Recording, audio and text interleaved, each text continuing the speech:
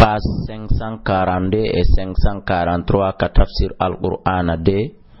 sura 58. hara en fekki e hakkunde ɗo kadi ka suratuji en feƴƴi sura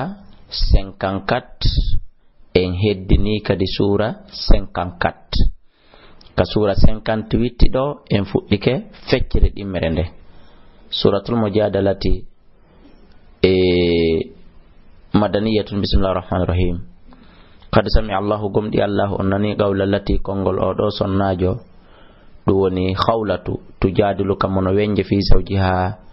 fi modi makko hino wi'e Aus wa tashtaki himo wullito ila Allah faade ka Allah wallahu Allah yasma'u himo nande tahawurakuma yewtere mon den jabodiral mongal. inna Allah no Allah samin ko nano basirun ko yo alladhina ben yuzahiruna ben nandintina minkum e modon min nisaihim immorde sonnaɓe moɗon ɓe nandintina e nene mum ma e bandirawo mum ma e yaye mum ma hunna ɗin ɓeygoli maɓɓe wonali ummahatihim nene maɓɓe in ummahatum nene maɓɓe wonali illallah isonaɓe sonnaɓe waladanahum yibimɓe ɓe waynam no kamɓe la yaquluna ɓe wolay toni munkaran ko añini minal qawli immorde kongoɗi wa zuran e penale wa inna allaha no alala afuwun ko yafotoɗo ghafurun ko haforanowo. walladina ɓe yuzahiruna ɓe no nandintina min nisaihim immorde sonnaɓe muɗum ɓe thumma yauduna refti ɓe rutto lima galu e ko ɓe woli kon bimana ɓe firtita ɓe inna ɓe wattitaymo ɓeygu hara ɓe waɗa gotel e ɗiɗo taw fatahari raqabatin go'o ɓe rinɗina dande min qabili ko adi an yatamassa ɓe memidirde dhalikum ɗum ɗo mo on tu'azuna bihi on wajorama ɗum wallahu Allah bima ta'malun e ko on ɗon gollude kon fof khabirun ko humpitiɗo. faman lam yajid kala mo heɓali fa siyam haray ko yohoru shahrayni lebbi ɗiɗi mutatabi'aini jokkodirɗe ɗiɗi min qabili an yatamassa toujours ko adi ɓe memodirde. faman lam yastati kala mo heɓali taqa ɗum ɗo fa it'am haray ko yo nyammin 60 miskinaɓe 60. dhalika ɗum ɗo litu'minu billahi ko fiyon gomɗin Allah subon ko wolon wa rasulihi ene laaɗo makko wa tilkan ɗo hududullahi ko keri sari Allah ni walil kafirina noden hefera ɓen adabul lati alimun musude. innal ladina andeno ɓen yuhadduna allaha lundiɓe Allah wa rasulahu ene laaɗo makko on kobituɓe huɗama kobituɓe halkama ko wiwɗawo kama kobita won huɗira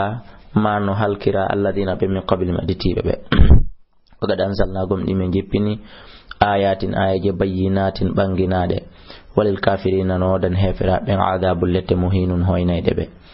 yawma yab'athuhumullahu nyande Allah immintinoyiɓe jami'an ɓe dendangal fayunabbi'uhum o humpitaɓe bima amilu konko ɓe golli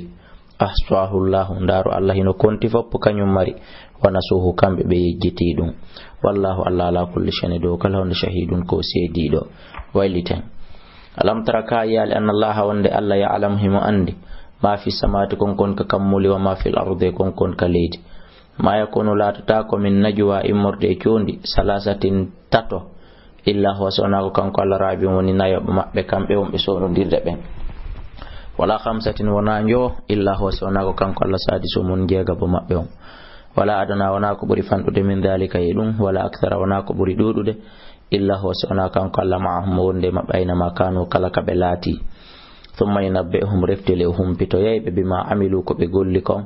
e ko ɓe sondodiri kon yawmal qiyamati nyande dargal. inna allaha andeno Allah bi kulli shay'in e kala hunde alimun ko anduɗo. alam tara ka ayi ali woni ila alladhina faade be nuhu haɗaɓe ani najwa gayi condi al yahuda fanda thumma ya'uduna refti ɓe rutto lima nuhu anhu e konko ɓe haɗa e mum waytana jawna ɓe sondodira bil ithmi e faggitagol bakkatu wal udwan e jaggutugol wa ma'siyati rasul e yeddugol ne laaɗo Allah on. wa idha ja'uka stayoni be arima hayyauka be hiwrore bima lam yuhayyika bihi Allah none no Allah hiwrorama none no Allah yamirira ayaje den no mari sababun nuzul no mari qissaji diwdudi wa yaquluna be inna non fi anfusihim kawnkiji mabbe lawla yu'adhibuna Allah ko hanno Allah letta men sitay ko gonga hima mari Allahjo hanno on lettira men bima na qulu ko min wuli do ko hanno on don nana fama Allah wi o lettayɓe ɓe hawjutun hasbuhum yoni ɓe jahannam yaslawnaha ɓe lonƴoto e magge fa bi'sal masir nge boni ruttorde. ya ayyuhalladhina kono ɓe amanu gomninɓe idha tanajaytum si on sondodiray fala tatanajaw watan sondodirde bil ithmi ka bakkato heɓoto wal udwan e jaggutugol wa ma'siyati rasul e yeddugol ne laaɗo watanajaw haray sondodire bil birri ɗiggere wattaqwa e kulol Allah e jokkere enɗam wattaqullahu lon Allah alladhi on Allah jo ilayhi motata ko faade ka makko tuhsharuna won ko moɓoyte ɗon innaman najwa ande ko wiyete kon condi wallahi minash shaitan koye morde shaitan liyahzuna alladhina fi yusunim ɓen amanu kom ɗimɓe walaysa bi darrihim o wonali non himo lorrira ɓe shay'an haye hunde illa bi idnillahi sona e ɗunga e Allah wa alallahi kaka Allah falyatawakkalil mu'minun woni ko gomɗimɓe ɓen hani holorde ya ayuha alladhina kono ɓe amanu gomɗimɓe idha qila lakum son yetama tafassahu yon yanyu fil majalisi ka joɗorɗe bi mana ka jondeji fafsahu yanya yafsahillahu lakum Allah on yanyana on wa idha qila siyama inshuzu yon immu habo yon jihadi fanshuzu immu yahon yarfa'illahu Allah on bantana alladhina ben amanu gomɗiɓe minkum e moɗon walladhina ben utul ilma o kaaɓe gande o bantana on darajatin darjal je hori hedditiɓɓen wallahu Allah bima ta'maluna kon ɗon gollude kon fab khabirun ko humpitiɗo wiɗen ɗe ayaje wayritore ɗo fof kad no mari sababu nuzul